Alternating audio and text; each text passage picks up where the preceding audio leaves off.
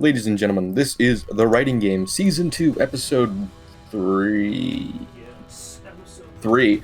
Today, we are going to be writing stories. Usually what happens is we get genres chosen by the contestants, and then we all get random prompts, somehow, some way. We'll then roll the Wheel of Misfortune, and whoever gets selected will be given a random prompt and genre. And after that, we have 30 minutes to write a story. And then after those 30 minutes, we will be given someone else a story, and we'll have 30 minutes to finish.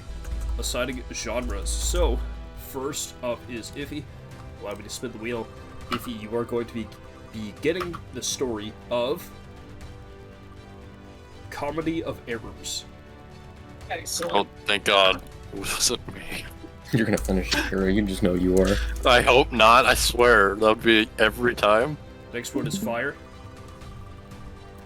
You're gonna get Apocalyptic. Okay. I will do my best. Prime, you're up next. Wonderful. Please be romance. No. Oh! Prime gets horror. Oh man, Salmon. Oh. Yes, What Salmon, will you you're get? up next. And it's a coin flip. I swear to God. Which do you want? I swear to God. No, I swear. It's gonna. Yeah, baby! I don't have to Oh God. do it! That's right, Spin you the get wheel. romance, and I get magical realism. Oh That's my so God. rigged. So fucking close. Oh my God. Alright. That was crazy. Is anyone not ready? Oh, I am not ready currently. Come on, man. Hey, we so, just got these motherfucker, prompts, so man. when I put something in the header of the first page, right, and I click different first page header, it doesn't just apply the thing I put in there to the first page, it takes it off the first page and applies it to everything else. Anyway, I'm ready. Yes. Okay, anyone not ready? Alrighty. Go ahead and start. Oh, no countdown? Damn. No countdown. Begin.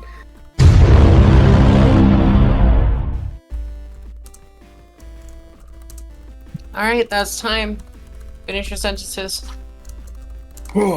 Okay, that was a very quick 30 minutes. Alright. That's unfortunate Very for me, quick. but that is as it is. Iffy, I saw two fucking words. If he was still typing? Have fun. No, Oh, okay. I saw he just looked at it.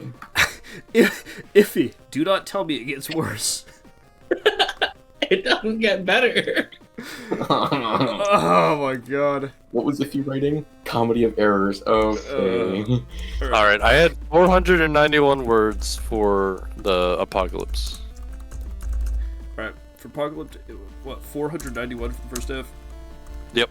Alright. For horror, I had 609. Alright. I do believe you're improving. Indeed. It's better than my 250, right? Alright. You have 609 For fucking romance, words. how much do we have to Crazy. start out? 174. Not the lowest we've ever seen, surprisingly. Yep. Hard to beat Coda there. Alright. Yeah.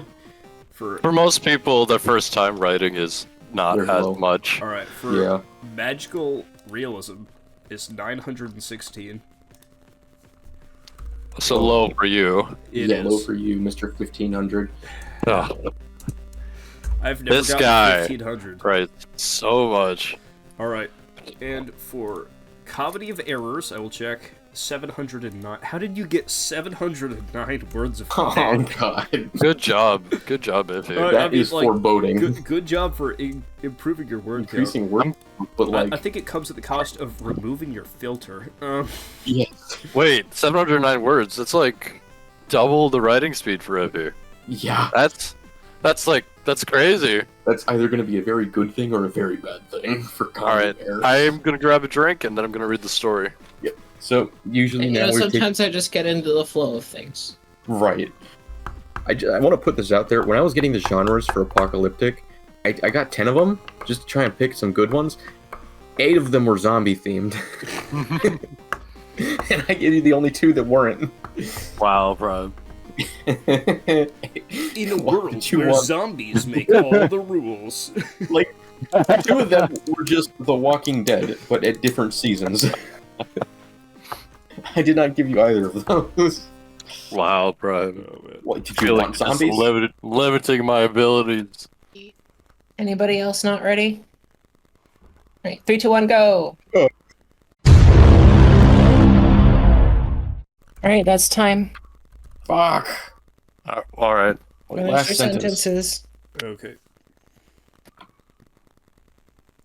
Alrighty. Alright, so first we're gonna have apocalyptic read by me. The prompt. The plants started whispering at dawn, and by nightfall, entire cities were swallowed by the roots. The morning was filled with sirens, ringing, and the shouts of people. Everyone was afraid of what was to come of their precious lives, but they did not know what the threat was. Some said it was God seeking vengeance on the non-believers, while others yelled through the cobblestone streets that it was the work of foreign governments. They were all morons, and that's how I pictured them dying tomorrow. That's why I left them to their fates. Truth of the matter lied with nature itself, and it was through nature's grace alone would anyone survive. That's why I took my family and closest friends camping in the nearby woods, as far up the mountain as we could. While everyone believed I was being overly cautious for this camping trip, I knew they couldn't hear it. The trees were whispering warnings through the rustling of their limbs and the groaning of their limbs as they stretched with the wind. Even the houseplants had started to cry out warnings to their faithful, oblivious caretakers. I'll explain this is funny afterwards. Yeah. Okay, I wasn't sure what fate had awaited them, the people in the city, but I did know that nature had a wrath that could not be tamed any longer. Will you stop looking at the city and help us with setting up the tents already? Carly, my girlfriend, called. With one last look at the city, I returned to pack the camp and help with the tents. Hours later, when the mood of the camp was light and the people were settling in for the night, I snuck off to check on the cars as storage. I made sure to have them parked closest to my tent so I could smuggle out the rations of food and water that I stored all over the vehicle. If I made too much noise to give restful sleep to others, I did not notice. What I did notice was the silence. No wind blew through the trees, and no birds chirped. Only the scraping of duct tape being pulled from under the Ford Ranger. My blood ran cold, and I froze, peering into the dark to try to discern the disturbance of energy. Then I felt the faintest presence in my ankle as it slithered up my leg. It wasn't wise to panic. It wasn't wise to scream or move suddenly. So I dragged myself out from under the Ford with my forearms and tried to take a look at the size of the creature upon me. To my horror, it was no creature, but a vine. It was thick and interwoven with itself, and mine was not the only one.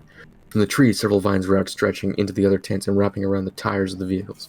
"Wake up, everyone! We're being overwhelmed by vines!" I screamed at the camp as I reached for my machete to hack away at the vines now grasping my leg with intense strength. The words never left my mouth. As the vine shot up, wrapping itself around, I tried hacking the growth off my leg with a machete, but the vines gripped harder with every swing. I could see the campfire from where I stood, wrestling with the vines. I watched helplessly as the vine slithered towards the campsite. It inched closer and closer towards the tent with a random person in it. As my eyes adjusted, I saw more vines coming toward the campsite underneath the light of the full moon. My stomach sank as the realization dawned on me. The vines were alive. It wrapped around my other leg, my arms, and incapacitated me. I watched helplessly as its tendrils searched.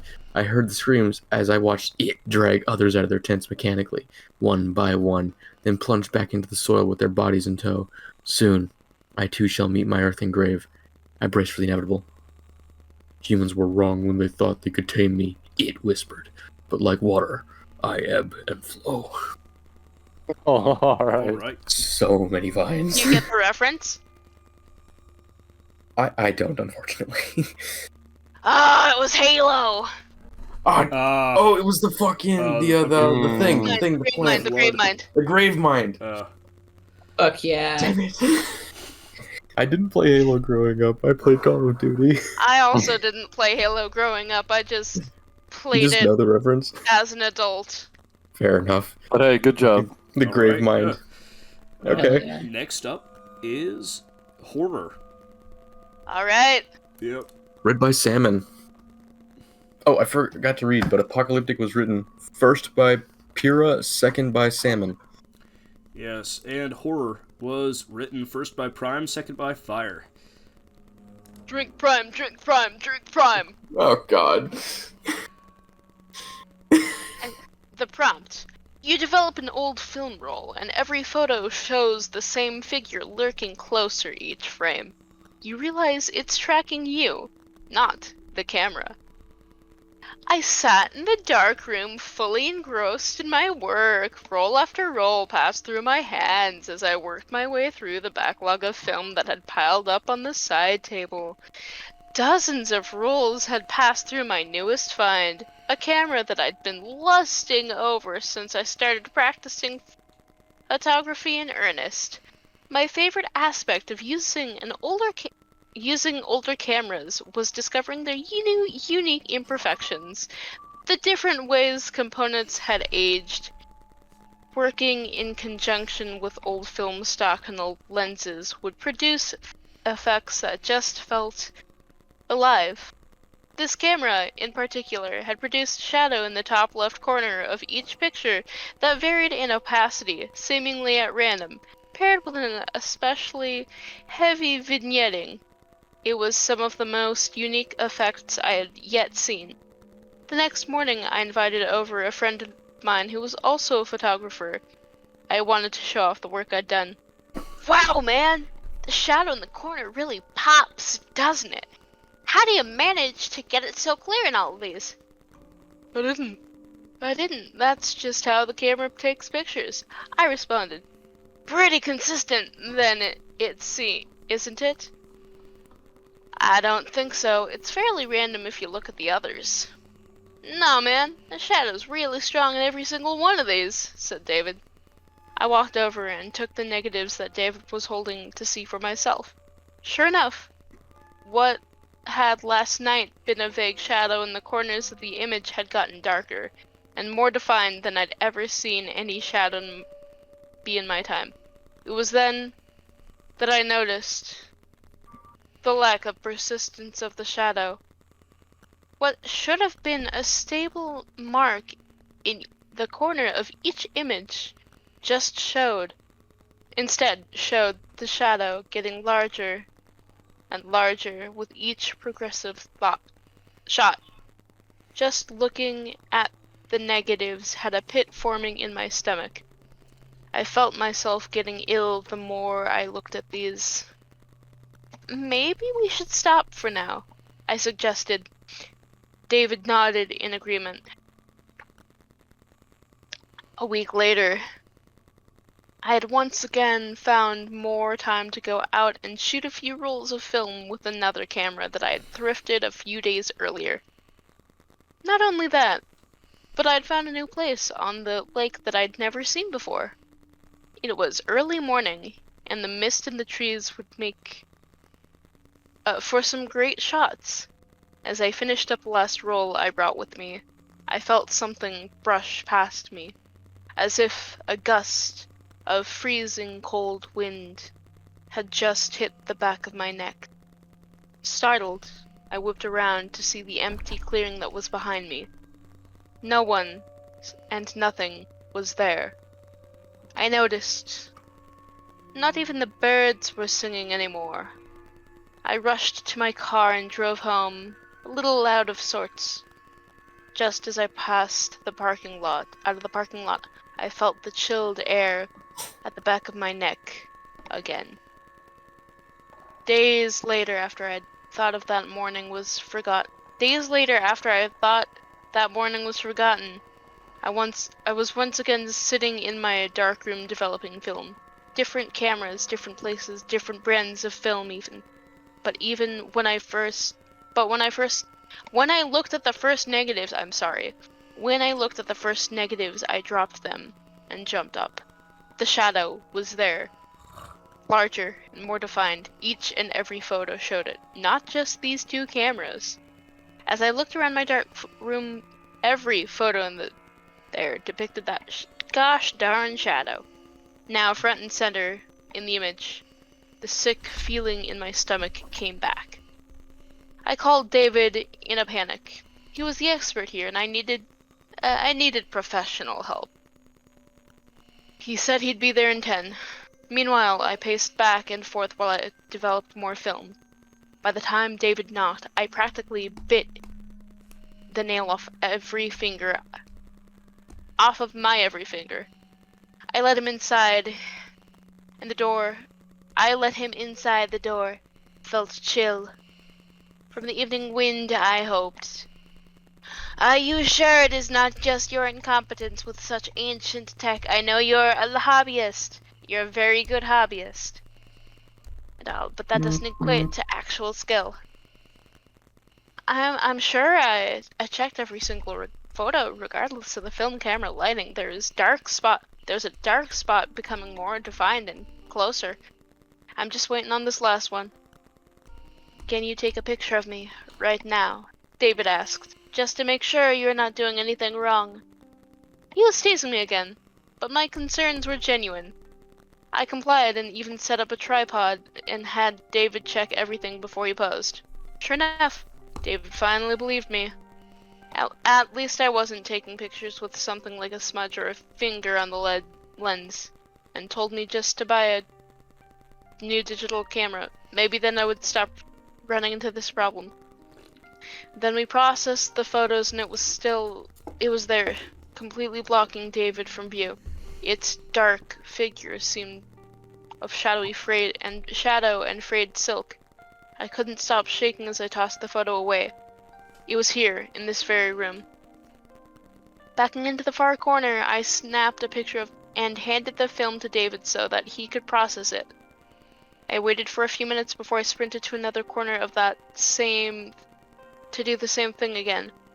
After this, I would make a mad dash down the stairs. All I accomplished was one last click of the camera before its lens cracked. I released one last breath of air that floated before dissipating. I called out to David to help, or to run, but heard no words. I could see David was talking to me. At least he was talking to me. With every moment, he was seemingly getting farther and farther away from me, as if he was the shadow figure in every picture I saw. As if he was the shadow figure in every picture I ever took with the camera. Alright. It's alright. It's not the worst reading we've had. We've definitely had worse. Yeah. What are you talking about? You're not even in the top 3 of worst readings we've had. It's all good. I've got an early morning tomorrow. I've got to go to bed. Good night. We have to do that way. Alright. Okay, we're getting one less vote this time. Shit. Rip. Wet. Alright, anyway. Oh wait, Okay. no, that'd be rip other people, Yeah. I guess. Yeah, not having the vote is pain. Unfortunate. Okay. Romance. Again. Read by me. She agreed to a fake relationship with her childhood rival to save his family business, but pretending to love him starts feeling dangerously real. I want to say something before we start this. Okay. Who wrote this? Oh, right. Yeah, that's a good question. It was started Mike by... wrote the first half. Yeah, Salmon started the first half. Iffy did the second half. Okay. Yeah. If you did a lot. Yeah, it's the longest half. in general. Yeah. Yeah. God. 940 Alright. words. I decided to focus more on content than I have in the past, like just getting as much down as I can. Gotcha. Okay. Hey, good for you. I wish I could do that. I really do try. Alright. Blake and I started our rivalry in the 2nd grade when he convinced the class that I was from outer space. Ever since that day, I vowed to hate him. This It's happened like years ago, and he's been my nemesis ever since. I couldn't imagine dating, or even pretending to date Blake, but 6 months ago his family business started going under. Blake propositioned me, date him long enough so father helps the business, have a gloriously dramatic and theatrical breakup, and then never deal with him or his family ever again. That's how I ended up here. I'm standing in a fancy ballroom, wearing a fancy ball gown, surrounded by a bunch of gross old men wearing suits. Blake's wearing a three-piece suit and stands next to me. I smell his cologne wafting in the air, and for a second I feel butterflies in my stomach and my palms begin to sweat. Shit, I think to myself, as Blake reaches for my sweaty hand, and I swear I'm almost about to have a heart attack. I can feel all of the eyes in this room on me, looking me over and judging us. Even when we were kids, I had a basic understanding of the kinds of business Blake's family engaged in. Family business, if you catch my drift. Now that everyone in the room has seen our hands together, there's no turning back. The sweat on my palms grows worse as I begin to remember what happened to the knees of the girl who dumped him last during college. What? Oh boy. When he came to me asking for this favor, I'd made him swear up and down that he'd gone clean, that he just needed this one cash influx. Oh boy. Okay. And once it was over, we'd be over.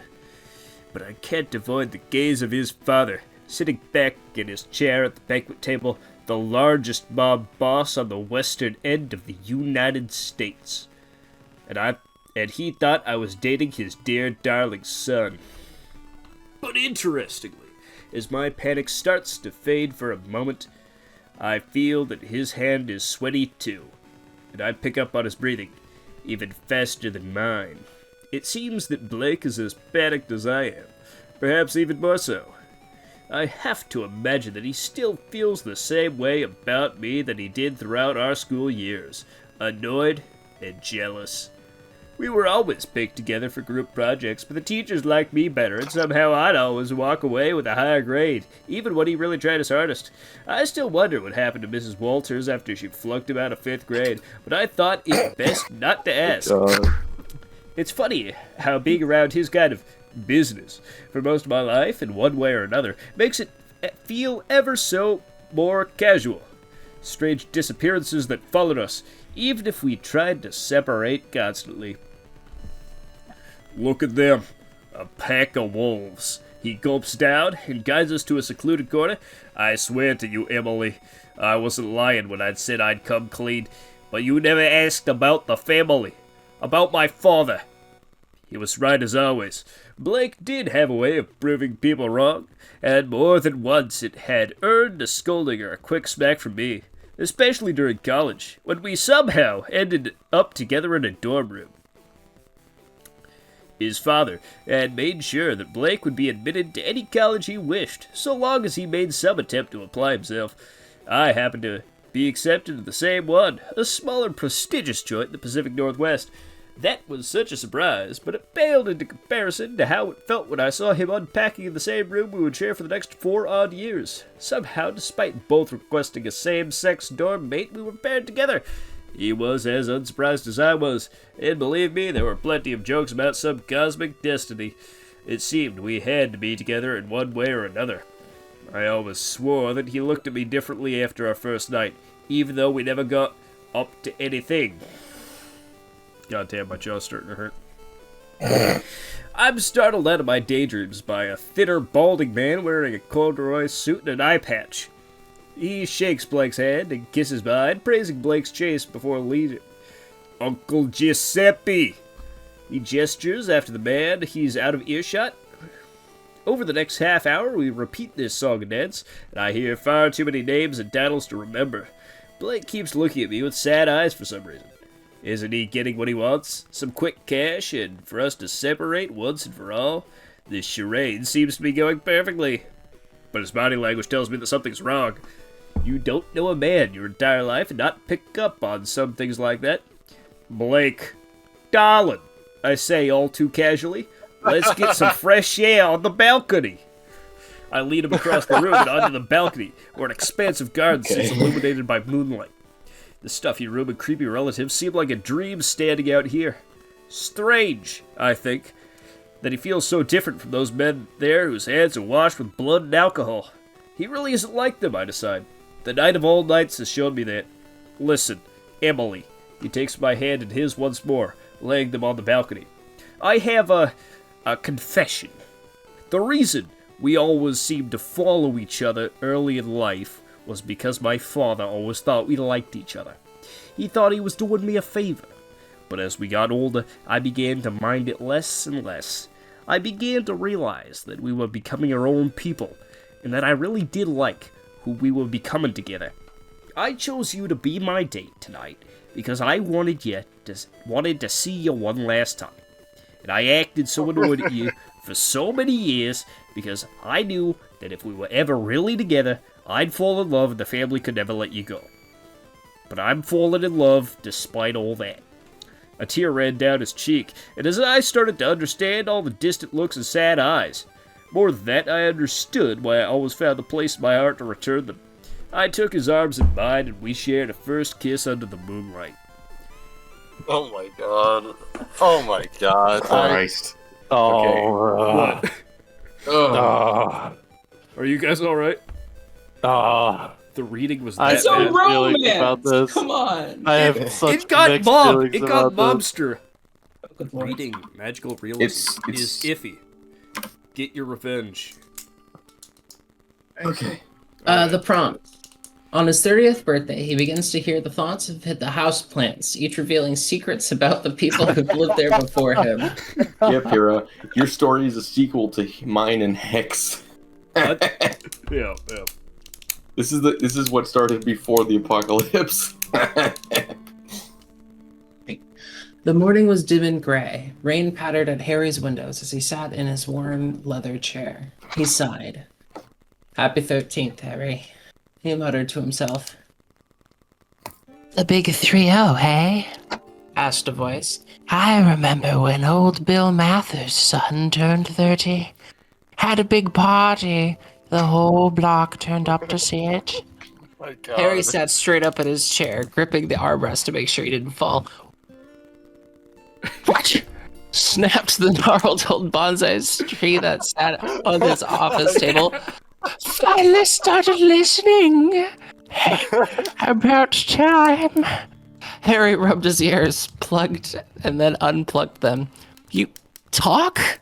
He asked. Dumb question. The answer was clearly yes, but at the time, it was all he could think to ask. The bonsai huffed. The name's Terry. Not that you'd remember, but I introduced myself to you the morning you moved in. It was September. 2 Septembers ago. I remember it. It was a hot one. And the AC was out, Harry remembered, the day coming back to him in wisps of memory. That's the one! Terry said. His voice was gruff but not old, firm and friendly. But not old. But the sun was bright and the summer was long, not like the one before it. Huh? Said Harry. I never thought much about the time before I moved in. He was a lawyer, wasn't he? John? Jack, Replied Terry. didn't like him much. Fell down on pruning. And he was a law clerk. A jackass like him couldn't hope to pass the bar. This was certainly odd, Harry thought. He'd probably lost it. Been pushing too hard at work. 6 coffees a night and less than 9 hours of sleep all last week. He yawned. You should get some rest, kid, Terry said. Burning out'll kill ya just as fast as anything else. Ask Luis. He'll know more. Luis. Big Fern on the walk up. He's been around longer than me. Seen more too? Terry laughed. Got one hell of a view sitting out there. Wish I could see all the things he'd seen. Right, said Harry. He stood and walked to the corner of the kitchen. He glanced back over his shoulder as he got to the door. The bonsai sat neatly in his pot. He shook his head. Why was he sneaking around a potted plant? It couldn't see him. It had no eyes. He was just being paranoid, he considered. Take your coat! Harry called out as he reached out to turn the doorknob. It's raining out there. Harry grabbed his coat from the rack and hurried outside. He briskly walked down the stairs and out the building, glancing over his shoulder as he did so. The plant did not follow. Not that he thought it would, but, well, it never hurt to check. He left the lobby shortly after and made his way down the concrete steps to the sidewalk. Someone coughed. He flicked his head around to look. Nobody. Odd. Nothing to see next to the apartment's entrance, but a large fern and a couple of bushes that lined the building's wall. He made to go when he heard another noise. This one sounded like a whisper. Hey, you. It said. It was sort of a silky voice. It's like talking to an old jazz singer or the like. Harry froze. I don't suppose you're Luis, Harry said flatly. The one and only. Luis said. His fronds drifted slightly in the late autumn breeze. Say, I've seen you around here before, but you aren't one of the regular talkers, Luis commented. Talkers? Well, yeah. You 2 feet got 2 types. The walkers who walk on by, and the talkers who stop to chat. You're usually one of the walkers. I recognize the shoes. Harry blinked. This was new. Either a new discovery or a new level of insanity. And either way, he was not excited to explore whatever it happened to be. There's more talkers? He asked hesitantly. Oh yeah, The fern said. His tone was casual, as if the two had been friends for years. Yeah, though usually they're quite a bit younger, or older. A lot of old talkers back in my youth. Yeah, Harry said. It's confusing for a little while, but, you'll get used to it, Louise assured him. Yeah, sure, Harry said and backed away, nearly bumping into Mr. Baker as he made his way inside. Mr. Baker gave him a strange look, but continued inside. That was it. He was going crazy. That had to be it. Harry started off down the street, shoulders hunched. He walked fast, almost running. Around him, the air came alive with voices. Maple trees with leaves of golden brown calling out greetings as he passed. Scores of flowers wished him a happy Monday.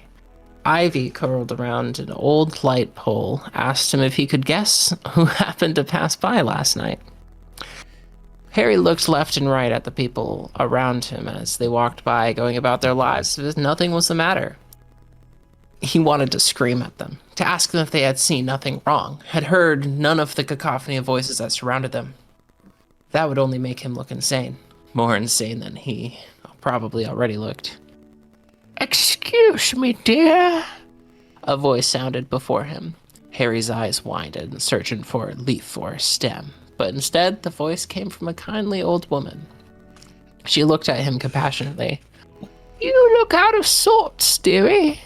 What's wrong? The old woman asked in a voice so sweet and warm that Harry felt the tension in his shoulders ease immediately. Nothing serious, ma'am. Just a bit tired, Harry replied, determined not to sound as insane as he was sure he looked. A voice sounded out from a cafe window nearby. You definitely look tired there, chum. Harry glanced over at where the voice was coming from. Sure enough, it was a plant. A daisy. He felt the color drain out of his face as he looked back at the old woman in front of him. The flower spoke again. This one looks like he hasn't slept in days, Marge. A young man should take better care of himself. Oh, he does look tired, Reginald, the old woman said, without looking at the flower. With his eyes wider than they had ever been before, Harry stammered out a confused and hopeful question. You can hear it too? The plants? Oh yes, dearie, I can hear them. Ever since I was a young lass, first making my way in the world, I've been a talker, as they like to call us. She gave a cheery laugh, and the flower Reginald joined in. Harry stammered again, but this time no words actually made it out. Hey, Marge, I think this one has just learned to listen, said Reginald. Oh, you have, haven't you, dearie? Marge asked kindly. Yes, ma'am. It appears that I have. Harry sputtered out. I guess this means I'm not crazy. Am I? Oh, no. Far from it, young man.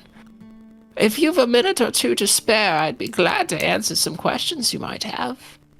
I can remember how alarming it was for me when I first heard them. Thought I was going bonkers, I did. Harry nodded towards Marge, and the pair took a seat at the cafe and had a chat. Harry listened as Marge told her story, and as Reginald occasionally chimed in. The plants spoke, as Reginald explained it, with the wind. As they weren't able to move as people did, their voices carried far and wide to connect them with other plants. Those that they called talkers came to possess the ability at random. So far as the present company knew, the phenomenon was rare enough to remain hidden. Who, after all, would believe that someone could randomly be granted the ability to speak with plants? Harry parted with Marge and Reginald and made his way towards the home of a friend, Elijah. They had known each other for as long as they could remember. When he arrived at Elijah's home, he was greeted, unsurprisingly, by the sound of Rosebush's song, like speech out front as they were being watered by Elijah's wife, Marie. "Look who's here, Marie!" said the flowers. Marie turned to see a startled-looking Harry. And that's when I ran out of time. Okay. All right. No. And then, of course, as we all know, immediately after this, Harry uses the plants to take over the world in the apocalypse. Yeah, exactly. Yep. Right. Yeah. Canon. Again, yeah. The prompts for magical realism were not it. What was the other one? You said it was so boring. Oh, yeah, so it's that kind of fucking mystery that the AI makes up where it has no real answer to, because it's an AI and can't imagine anything. Mm-hmm. The ocean returns a message in a bottle every morning, written in her late grandmother's handwriting and dated from the future. But yeah, this was an interesting prompt, and it was a good story. The prompt wasn't so interesting, but I don't think we... Yeah, I don't think we made something from it. Like, all right, next story. So I was kind of leading up to the end of the story is he moves the bonsai tree to a window. Oh, so he can see things. I see. That is literally it. Okay. All right.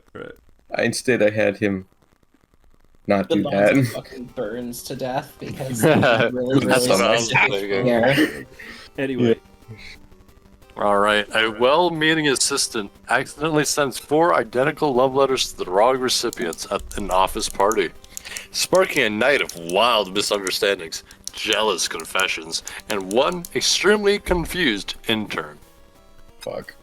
Yeah. Okay. Yeah. Written by Iffy, followed by... Heck. I'm sorry. Heck. I'm not. Oh. And this was in the comedy of errors genre. Yeah. Late in the night prior to the 30th anniversary of the founding of Herb's Hoovers, where the motto was, "They don't just suck, they blow," Janet found herself pensively sitting at her work laptop. The new intern, Mark, or Magic Mark, as the girls called him, was the talk of the office. The women wanted him, the men wanted to be him, and the men also wanted him. Janet was no exception to this rule, and she wanted a piece of the action. From his bronze skin, flowing golden locks, and vaguely Eastern European accent, there was little to dislike, and fewer things yet to contain her lust for him. An office party, no, the office party of the year, was scheduled for the next day, and Janet was determined to spend it with him in some janitor's closet between old green paper and defunct vacuum cleaner models. Yeah. She'd So this show is where you him. put the romance. She'd show him what the company motto really meant. If only she could get the man alone. But unfortunately, she didn't have his number, being too shy to have it acquired during the week he had been working so far. It seemed that her only option was through the work emails everyone in the company was assigned. Logging into AOL, Herb was just old-fashioned like that. She began to draft a message full of thinly veiled innuendos and seductive emoticons. Surely this would capture his heart. After all, what's more romantic than work emails on a service last used by the dinosaurs? She was so nervous pressing send, and her hand jittered on the trackpad in anticipation. Janet quickly sealed the deal with a click and shut her laptop, ready to get her beauty sleep for the next day. You don't need to have the same email to send it to another email service.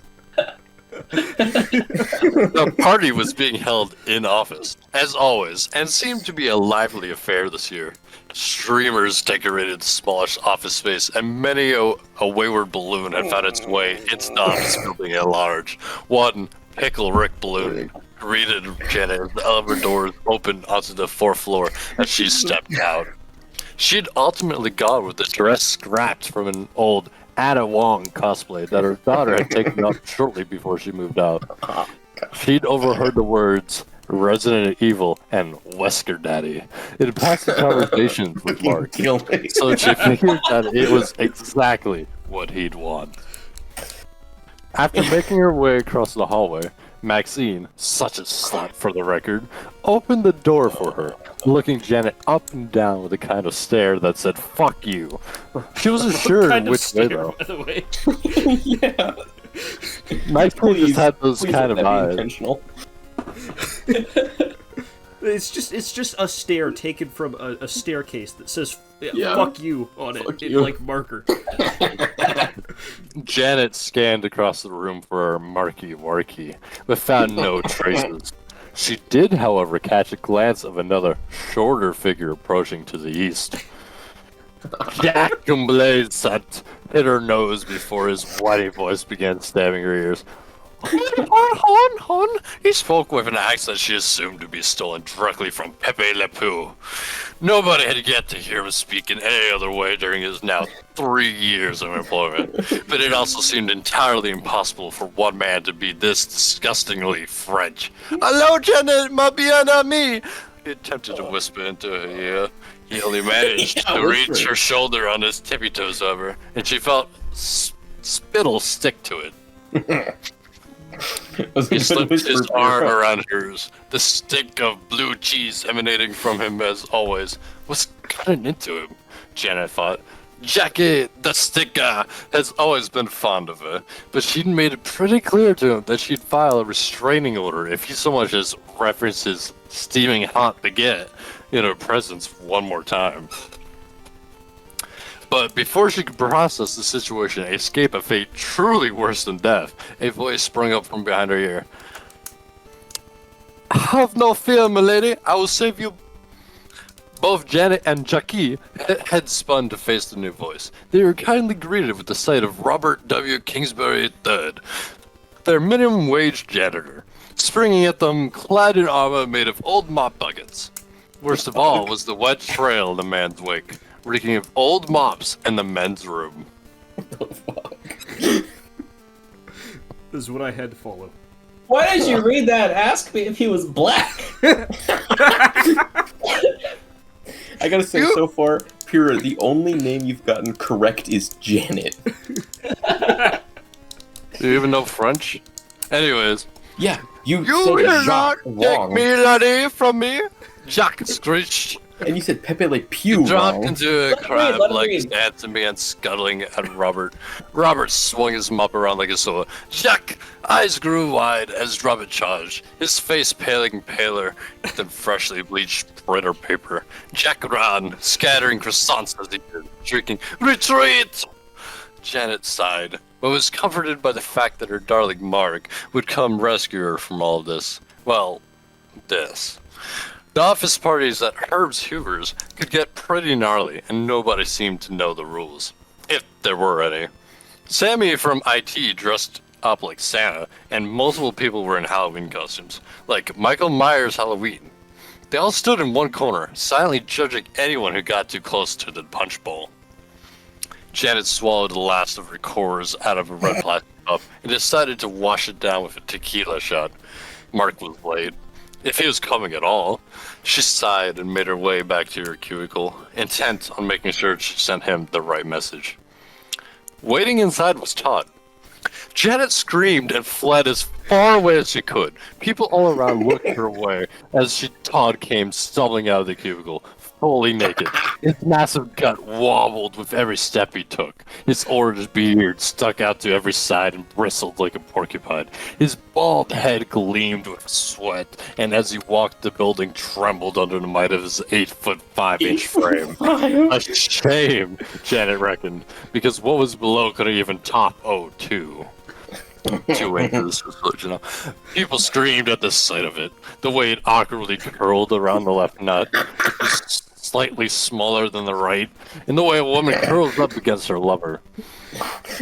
The way it stood out so palely and so starkly from the orange brush that surrounded it is horrific. And yet the office could not look away. For an agonizing minute, all were frozen in terror. Todd belched, then slumped to the floor. The 2 pink grapes vanished beneath the massive blubbering gut of the man they so delicately clung to. The office breathed a collective sigh of relief. Pained screaming came echoing from down the hall, sounding very much like a small girl was being tortured. Nobody paid it much mind. It was merely Jack. Such noises regularly resounded from him, and for the smallest of injuries. Once, he demanded to be driven to the ER because he stubbed his toe on a piece of Parmesan. Something evil, Italian cheese. Janet pounded back her 4 Jello shot. The world seemed hazier. Davis from HR looked a whole lot more handsome, and she'd stopped having to piss a while ago. It probably had nothing to do with the large puddle on the floor. The celebration had been fierce, but it was dying down. Smolders burned from where the trash can filled with old computers had been doused. Charlie from marketing had relinquished his katana, much to the relief of Jeff, who dressed up as a crash test dummy. A goat wandered through the cubicles, chewing on documents. Someday, the wild parties at Herb's would end, but that day was not this day. Not this day, Janet thought as she slouched down against the wall, plastic cup slipping from her hand. She wouldn't see Magic Mike this day, Wrong name. or the next probably. The whole company had the rest of the week off to recuperate. Still, she reconciled. It's because she's drunk, right? It's Magic Mark.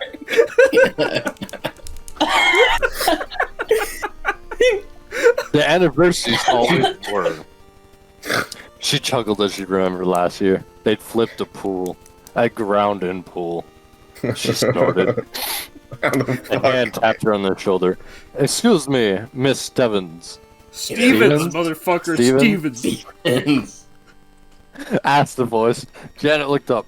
It was Jeremy, the new intern. "Can you come with me? We need to talk." Janet sighed and shakily got to her feet. Jeremy led her aside, out the door to the hallway. It was empty, save for Todd, who was still slobbered in his sleep, using his own gut as a pillow. Fuck. "Listen," said Jeremy. He seemed far too sober for the occasion. He even was still wearing his shirt.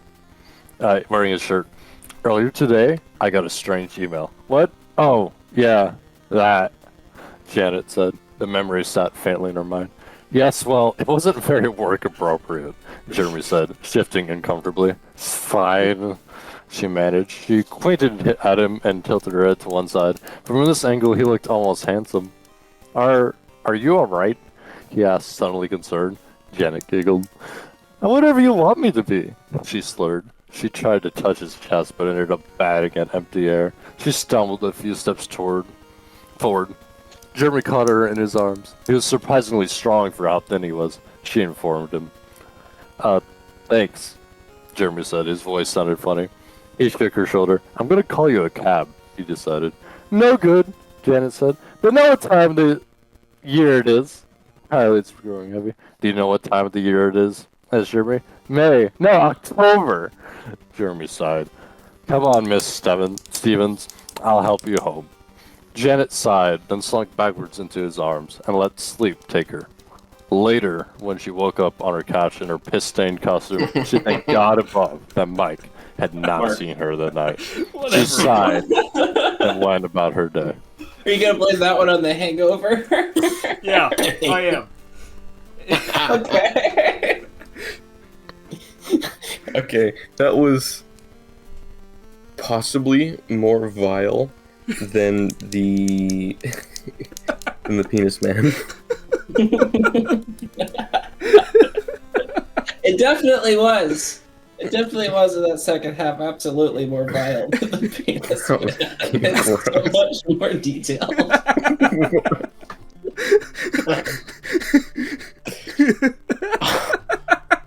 Matthias, you've become that which you originally sought to destroy. Welcome back. Josh never You have left. become the penis man. Oh my god. What have you done? Oh my god. I'm sorry, but like, what the fuck, man? What do you mean, what the fuck? I mean, What the fuck do you? Iffy already scarred us with a very accurate and frightening depiction of the French.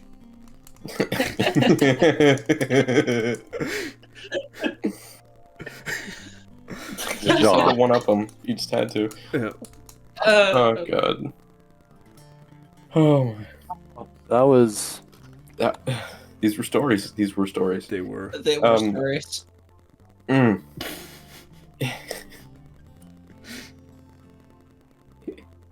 So, do we even vote? Like, At least I don't think it's necessary. We've got to. I don't. We got to, but like... It's At what severely price? the way Coda not voting barely skewed things because there was 8 people. Right. Right? There are I mean, 4 look- people. Okay, so here's how I think we should do it. Alright. There should be, because there's only 4 of us here. It should be. What would it have been normally? I 3, could go 2, get 1. Connor and ask him to vote. Oh wait, no, he doesn't have time. Never mind, because he's a No right, no rights. So I Yeah. think we should do 4, I 3, 2 instead of 3, 2, 1. What do you think? That's just gonna make the disparity even more noticeable. you mean? Well, do you want to be 3, 2, 2 then? Because here's the thing, right? Like, hold on. I think What that stories we should do the did same thing we did last time, Salmon- and then take the average vote and have that be the vote for everyone for Lex, and then the rest of us vote like normal. What? What if he's saying is that we vote, right? The votes get averaged, and the average is going to be the vote that we would assume Lex casts for each one. So we just add the average on top of the Right. counted vote. Fire's keeping track of the points this time because I Don't wanna. Yeah, I don't Yeah. have the energy. Okay. Okay, you got it. I will do that. Okay. Fuck. But I had to first decide on my fucking votes. Yeah. All right, romance, magical realism, and I- comedy. I had Errors. romance. Fuck it. What else? Romance, horror, and apocalypse. Because we do have a clear winner. That's good. Okay. It's second place that is harder. So while Pyrrha's doing the numbers on those, let's Let's vote do- for the ones he wrote in first for better half, Yep. so that way he can like focus Right, on so counting. that would be apocalyptic and horror. So Right. let's start with apocalyptic. I mean, that's what I want to hear. I want to hear you guys. Okay. Well, in That's that the case- exact opposite of what I want. Okay. well, Start with something that I'm not. Something that, like, I. Good job. but then you have to vote. Part of these That's conversations.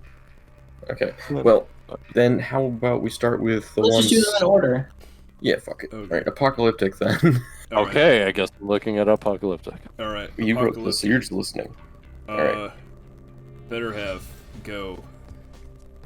I liked the second half better. I think It's- there's less content there, but I do think that it was better written. I like how the formatting changed to reflect how it should be read. I think that was a cool stylistic choice that took a lot of time, but was worth doing. All right. the first half of apocalyptic horror, right? This is the part that I primarily had an issue with. It's not apocalyptic horror. It's just apocalyptic. Right, it's just apocalyptic. And just apocalyptic. Yeah, it's just... Yeah, whatever. It is the part that I mostly had some fault with. Primarily, it's just because I know Perry could do better. Right? Something happened here that it just didn't quite click. And I'm not sure what, but I don't think the second half can really... feel pretty similar to me. I am tempted to give it to the first half just because of word count, but at the same time it's so low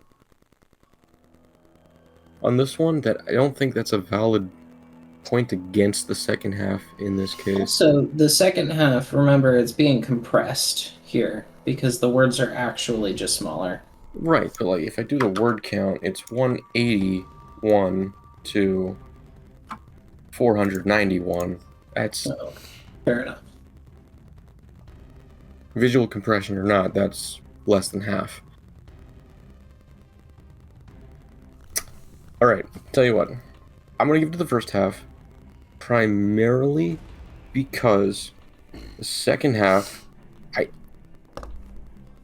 wake up everyone, we're being overwhelmed by vines. I screamed at the camp as I reached for a machete to hack away at the vines, right? The words never left my mouth, says the second half. I don't think that fits too well right there. I think that, I don't know, the jump feels harsh, right? And that's why I don't like the second half so much more. So I'm gonna give it to the first. Great. This I was one's- kind of this one's hoping to weird. avoid this situation. I am conflicted. Yeah, this one's... Yeah, it's pretty tough. Which one's on conflicting? one hand, the first half you've got, let's see if I can't find it, the rustling of their limbs and the groaning of their limbs, right? Yeah. But That's the just like a pure second half, style you've point, got, like, right? the words never left my mouth, right? And then at the end, I thought that was good, but it came from Halo, so... Well, mine is the last line even. Like, I just I enjoyed agree it. with If you. it had left, if it ended on I brace for the inevitable, I would have been just as happy. Right, fair enough. Yeah, let's see. I agree with you, Iffy, that the stylistic nature of the second half does add to it as being a little bit more interesting. Something about it feels inaccurate compared to the first one, like incomplete. There's parts of the first one. It wasn't wise to scream or move suddenly. To very next paragraph. Wake up, everyone! We're being overwhelmed by vines. I screamed. Right, like Right. I get that you're writing fast, right? But then there's stuff like inch closer and closer towards a tent with a random person in it. Right? Isn't this your family? Don't you know the people here?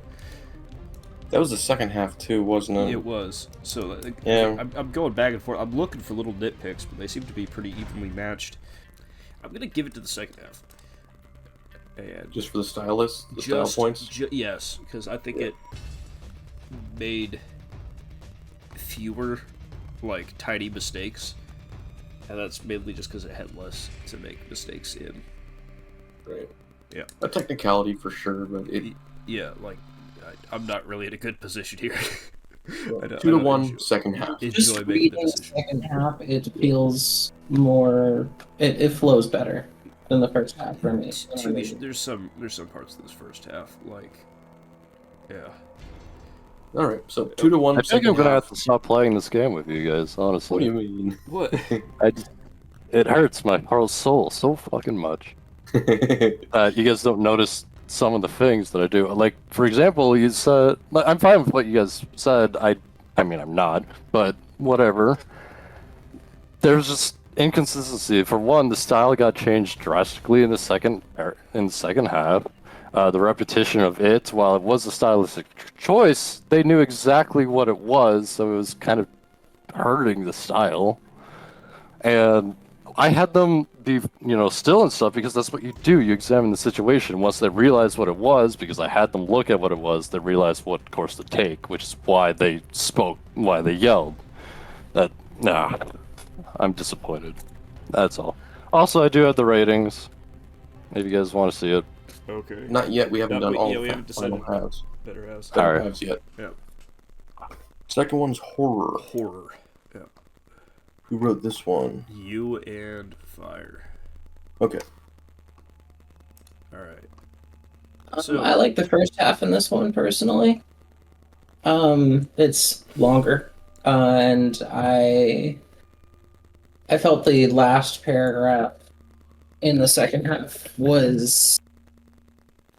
You mentioned earlier, Matthias, it feels off and slightly confusing. Mm-hmm. And that's how I felt when it was first read. Also, I can definitely, reading the first paragraph, I can feel Prime's passion for old cameras in the text here. He's got the knowledge. He really got the perfect prompt.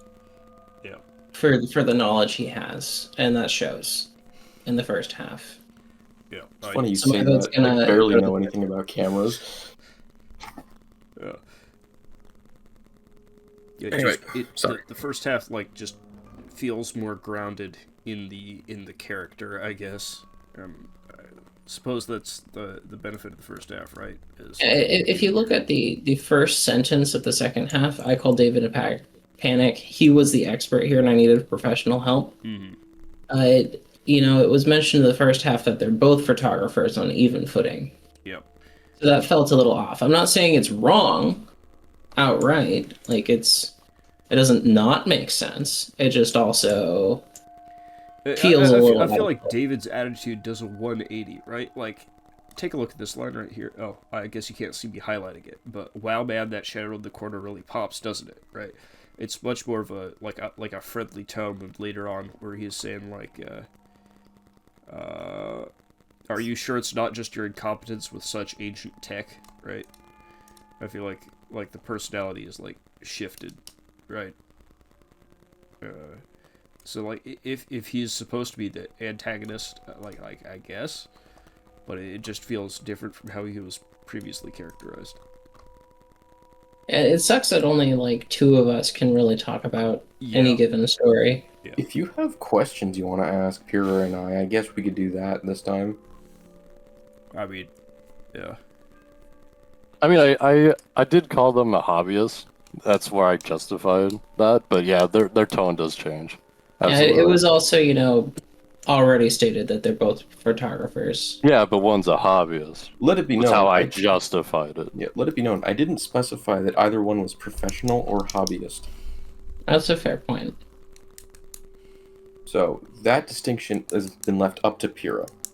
If Pyrrha decided to interpret David as a professional and I didn't name protagonist as a hobbyist, then that's technically canon. Just by the nature of how I've done it. So, I will I'm agree, a though. plebeian. When I hear photographer, I usually think it's, professional person. I see. Well, Otherwise, that's because just photographer a is person taking the word pictures. photographer is a profession, right? Yes. Mm-hmm. But you could be an amateur at basically anything that is a profession. So yeah. Okay. That's true. There was no specification until Pyrrha decided to canonize it, so technically that's canon. I will agree, though. The tone does shift. I think it's but that doesn't equate to actual skill part of that sentence. That shifts the tone. The rest of it just sounds like two buddies. No, I get it. I really do. The rest of it is two buddies razzing each other. But that last part is a tone shift. But aside from that, I think the rest of it's just fine, right? David doesn't really change. No, I didn't say it was bad. Yeah. I meant I tone really wise. hated the ending, and it seemed like you guys did too. Yeah, it felt rushed and confusing. It really did.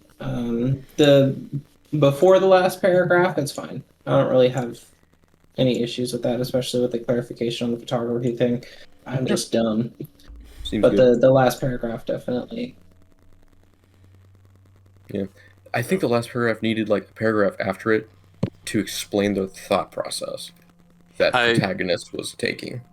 I just didn't know how to make it terrifying, but yeah, that was gonna be my thing. Is I wish I got a better sense of the horror, right? I tried to make it more horrifying, but it was you would only see the fucking thing in the pictures, and you could feel it with the cold and the ice, but it was just the scary part's when it stops being in the pictures, you know. Yeah, I know my intention doesn't really matter because I wasn't able to actually finish my intention, but what I had going for was it was going to be something, ghost, demon, who cares, that it was coming out of the, like, alright. The film? Slowing down. Alright. You know that old thing that people used to, like the old thing is like, oh, don't take pictures, it'll take a picture of your soul away, right? Right. Yeah, I get that. I was going to reverse that. Route. I was reversing that so that it's like a dead soul or a demon or something was coming out of the pictures the more they took pictures. Until it actually got out. Yeah, it got out, which is why... Yeah, you did. I'm not saying you didn't. I'm just saying that's what my intention was. And it technically got out when protagonist could feel it breathing on his neck, on the back of his neck. We never did get to, like, actually see it in the physical world, though. I was going to keep it invisible like a ghost. I don't know. It's, This prompt to me screams Mallow from SCP. Next up, romance. Alright, who wrote this one again? It was, Salmon and Iffy. Iffy and Salmon. Yeah. Iffy and Salmon. Alright, romance. I gotta go with the second half. Second half, yeah. That's it. Yeah, that's it. Yeah. The first half just has too many bursts of things. It's just really nothing. It totally shifts from past to present tense. Yeah. Anyway, but that was fast. There's more story with the second part. There's all the story with the second part. Yeah. I mean, the first part is just like so an much extended story in the second half that it retcons the first half. Yeah, pretty much. But because the second half was better, that retcon is now considered the correct pathway. Story, and the other part is just unfortunately a blurb that's attached to it. It's just an extended prompt is what it is. Unfortunate, but that happens sometimes. Alright, Iffy. Unanimous decision in your favor. Excellent. Yeah. Alright, magical realism. Magical realism. And again, it's like you two talking and then ask us questions if you have them. I loved both halves of this equally. I think they were both done well. The first half is longer, and so I'm giving it to them. So I'm taking count into account here because I think both halves reflect each other quite well. And my favorite part of this story was the dialogue. The dialogue appears in both halves, and it is fluent throughout. That is my opinion. Also, I would like to apologize. I picked plant voices before reading how they were described. So once I picked a voice, I was kind of stuck with it. You know what I mean? It was always the most like. It was a great reading. It was the opposite though. Yeah. It was funny, and it was easy to tell that you realized what you'd done, and you just committed to it. Because after you saw where was it? It was I really wish this area was a little bit easier to read. Honestly, we can't see your highlights. First page. Okay. Yeah, honestly, that's a pretty big area. Yeah.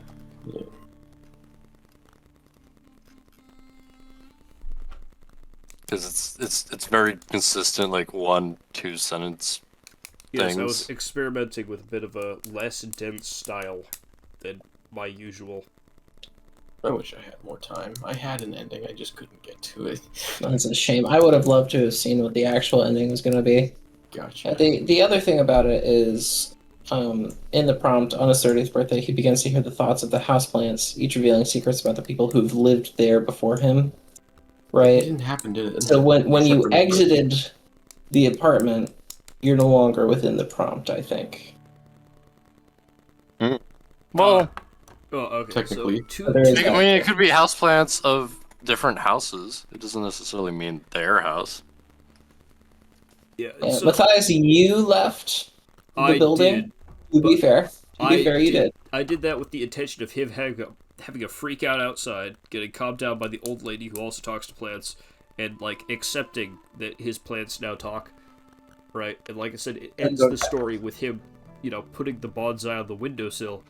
To be like, hey, I heard when you said you wanted a better view, and I'm, try to get along with the I will kids. say I was being. I do have to give it to the first half too. It did leave a clear direction of where to follow, and Prime, you did absolutely interpret that really well.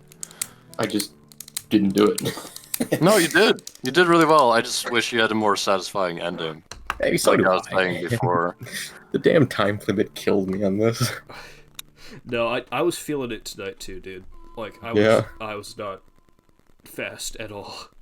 Well, for you guys' writing was great. The structuring on the first page was hurting me a little bit, but it reads well enough for sure. Okay. And the a better ending for the second half would definitely be wanted. And that's my Right. 2 cents. By all of us, it is wanted. Alrighty, so that goes to Heck for better half. Indeed. Comedy of Errors by Heck and Iffy. Oh fuck, dude. Okay, I don't know, man. Like, I don't think I want to like reward Iffy for saying Wesker Daddy. But my half didn't have the fucking But I penis also caressing balls, man. I don't want to give Heck a reward for Todd either. I have a coworker named Todd. I'll have you know. You should have read this. Is he fat? I am not going to answer any questions about my coworker. Oh my god. He's a very nice person, and I appreciate him. Does he have a good sense of humor? I think he'd find this funny. I am under no circumstances Will he ever show going to him. find this. Is he bald? Yes.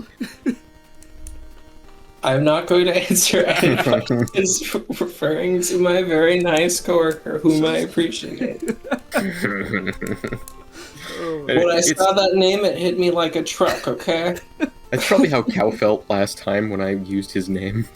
Oh my god. And I gave him a wife, and then one of you killed him.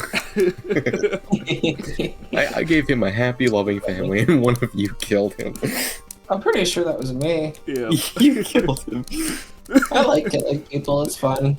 That was the one episode since the very first one that Cow sat in to listen to. Ah, Yeah, anyway, wonderful. as for whether I'm going to give the first half or the second half the points, I mean, like, the last bit when, what's his name? When Jeremy was talking to Janet, I thought that dialogue part was exceptionally well written, and it felt more natural. But it wasn't funny. Listen, Counterpoint was not funny. counterpoint. You wrote this story. Yeah. Shut up. I think I have to go with the first half. I think I have to go with the first half here. I love the characters in this. It feels like it changes in the second half just a little bit. Just a little bit. Fucking wasted. That's why. Okay. I think well, the change here is thematically appropriate, which is why I don't have a problem with it, because no one acts the same as they do sober and drunk. So I and everyone here from the description, you can tell is absolutely fucking trashed. All right. So I think that for this time, it can be considered an exception thematically.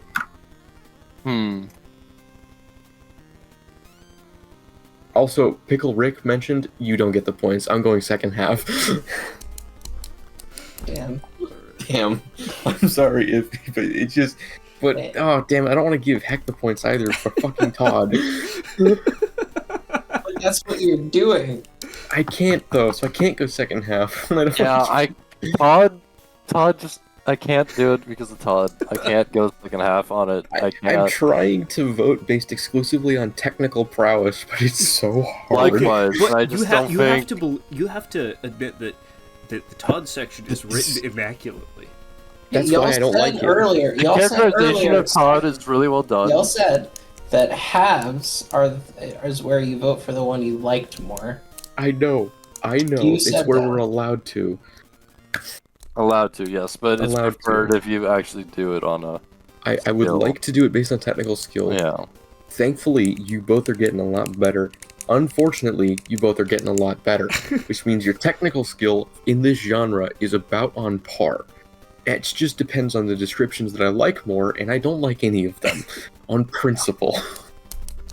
Technically speaking, the entire Todd section is detail-heavy and better for it, quote-unquote, but... Yes, the comedy of Todd was good, but the ending There was no wasn't that comedy funny, in Todd. though. It was awful. It was awful. Best. I'm going to be It was honest with you.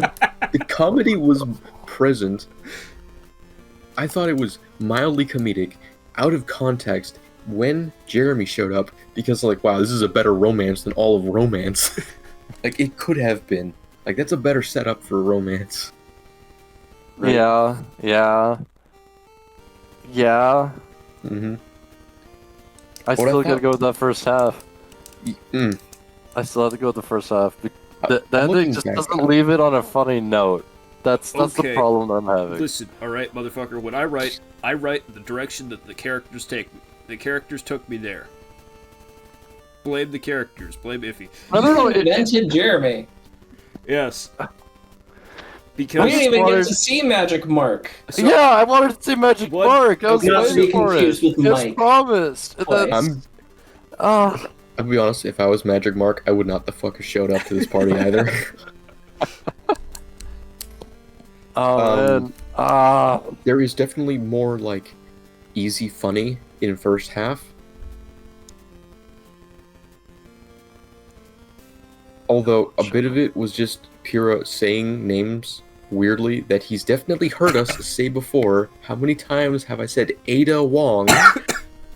I've never heard this before. Oh my fucking I god. just played This is Ada main Wong in Dead by in Dead Daylight. by Daylight. I don't listen to you guys when you play that game. You were You with played us! it with us! And you He think I has named care? it from the start! I don't know who the fuck that is, and I but still don't. what I'm telling you is you've heard it before. You've heard I it. do not listen to you guys correctly. when you play Dead by Daylight. You- I really don't. Not even when you're there in a conversation with us? Not if it's about characters. Or perks, or whatever the fuck you guys have. Okay, new information gained. I get ignored by Pyrrha. It's not just you. If it's anything Dead by Daylight related, I tend to tune it all This out. is Resident Evil. I haven't Sure. played Resident Evil, unfortunately. I have talked to you extensively about my love for Resident Evil over I the don't know years. about the characters. About Resident Oh my god. New information gained. There's Pyrrha a chick and a ignores me. guy. And I There- think mode. And there's There's demons. so many. There's not And demons. there's guns. There's not demons though. It's a virus. Resident Evil. It's technically a virus? virus. It's zombies in the first 3. 4, it starts turning into more like body horror stuff, and then 5, Ah. it's just Chris punching a volcano. In 6, it's Okay. I'll be honest, I only played the Either Ada Wong way. section in 6. Either way. In 7, it's a fucking Louisiana murder shack. It's pretty cool. Yeah, it is. And you're playing a man that's made of mushrooms. Anyways, the names that I did get wrong, which were few, I mean, you said Jacques. shouldn't wrong. matter. Actually, that is right. It's Jacques, Yeah. not Jackus.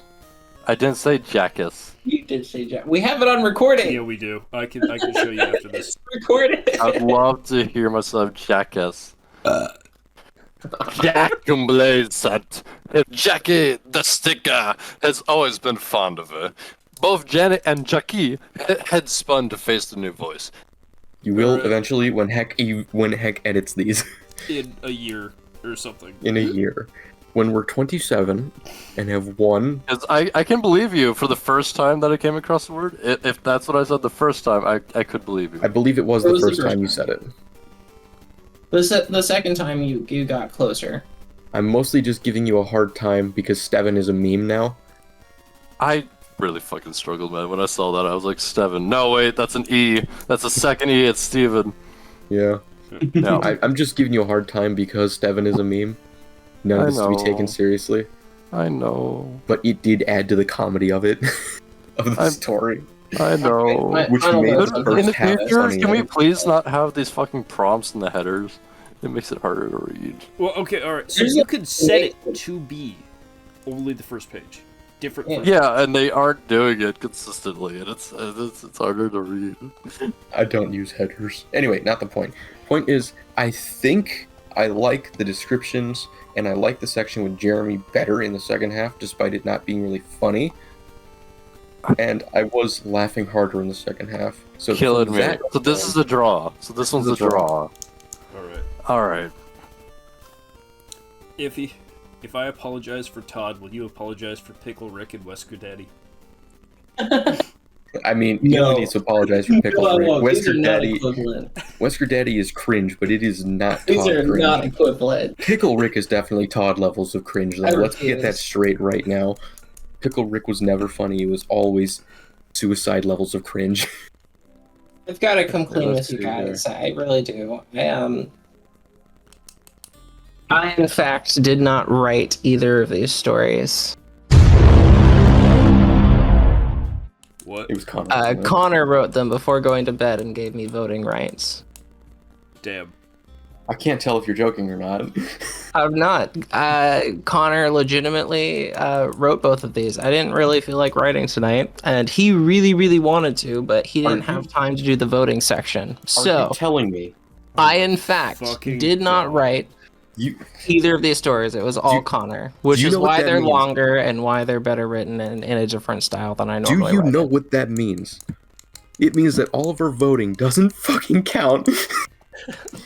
No right. No, right. Connor gave me his.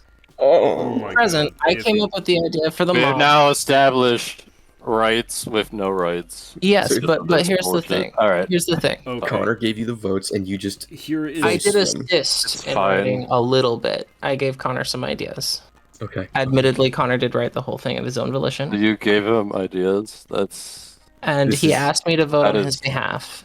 that It is is interesting to illegal. know. This is- it is is- okay. technically illegal. This is It's not a good only thing there's no collusion. prize. You are violating no right, no rights. all right. I'm marking Well, this what are you today going to do as then with only the 3 rigged authors? game. Okay. This is the rigged okay. episode. Nicholas, who All won the right. rigged game?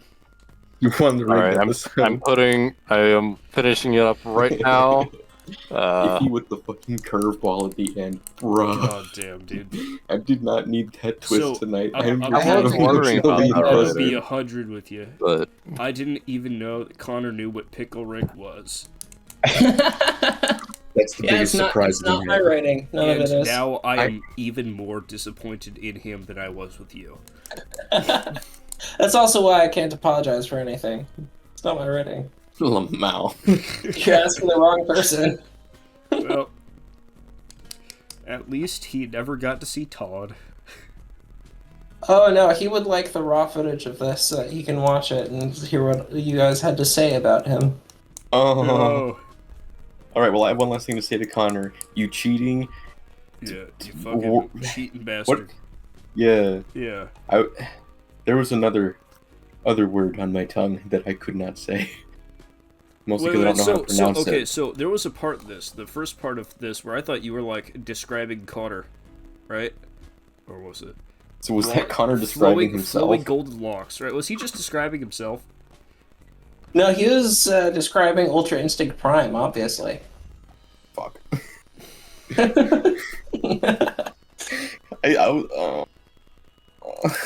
I can think of no one with more flowing golden locks.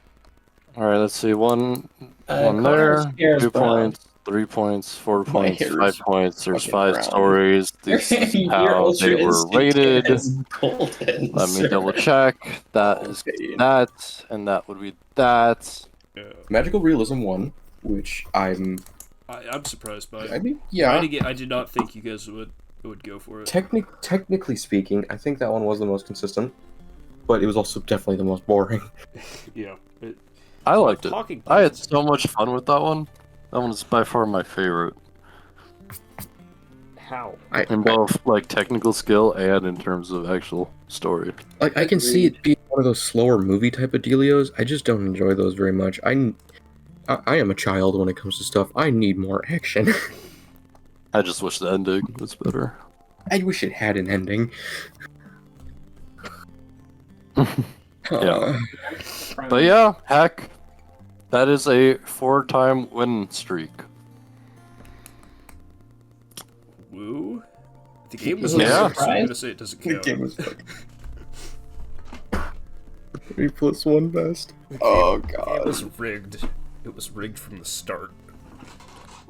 Wait, if you're saying that, who are you shooting in the head? Shoot me. I'm on a losing streak. What? You don't No, I'm get to gonna shoot choose. Iffy. Iffy was the liar. Iffy was the one that told me to include Todd. No, I wasn't. Shut up. Iffy was the one who secretly saw my votes ahead of time and played Oh! accordingly. You know, this makes sense for why you're pushing for us to start so fucking